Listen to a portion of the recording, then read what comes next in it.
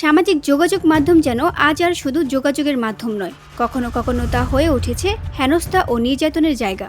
সম্প্রতি Rangpur medical college শিক্ষার্থী ও শিবির নেতা নাজিনুর রহমানের বিরুদ্ধে গুরুতর অভিযোগ এনেছেন এক তরুণী। অভিযোগ রয়েছে, ফেসবুকে তরুণীকে দিনের পর দিন অশালীন এবং কুরুচিপূর্ণ বার্তা পাঠিয়েছে।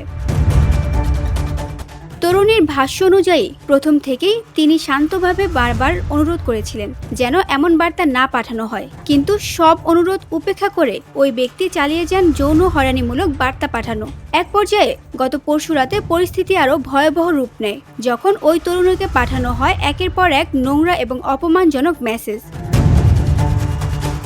বাধ্য হয়ে তরুণী সংগ্রহ করেন এসব হেনস্থার প্রমাণ এবং প্রকাশ করেন তার নিজের ফেসবুক অ্যাকাউন্টে। কিন্তু এখানেই শেষ নয়। অভিযুক্ত ব্যক্তি বাংলাদেশ ইসলামী ছাত্র শিবিরের নেতাও, এবং তার এই কর্মকাণ্ডকে ঢাকতে মাঠে নামে ছাত্র শিবিরের আরও কিছু সদস্য। তরুণীর দাবি, এখন তাকে ফেসবুকে নানাভাবে হুমকি দেওয়া হচ্ছে, তার নামে খোলা হচ্ছে একের পর এক ভুয়া অ্যাকাউন্ট, এমনকি ব্যবহার করা হচ্ছে অশ্লীল ভাষা, উদ্দেশ্য করে পোস্ট করা হচ্ছে কুরুচিপূর্ণ মন্তব্য।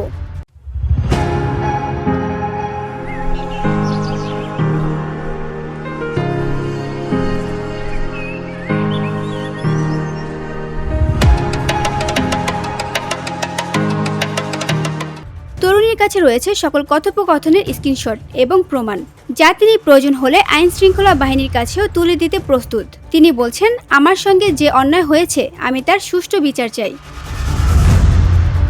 খোঁজ নিয়ে জানা যায়, অভিযুক্ত শিবির নেতা শুধু এই অপরাধের সঙ্গে জড়িত নয়, সে সাধারণ শিক্ষার্থীর মুখোশ পরে শিবির সম্পৃক্ততাকে আড়াল করে রেখে নানা রকম কুকর্মের সঙ্গেও জড়িত। VOD Bangla news desk.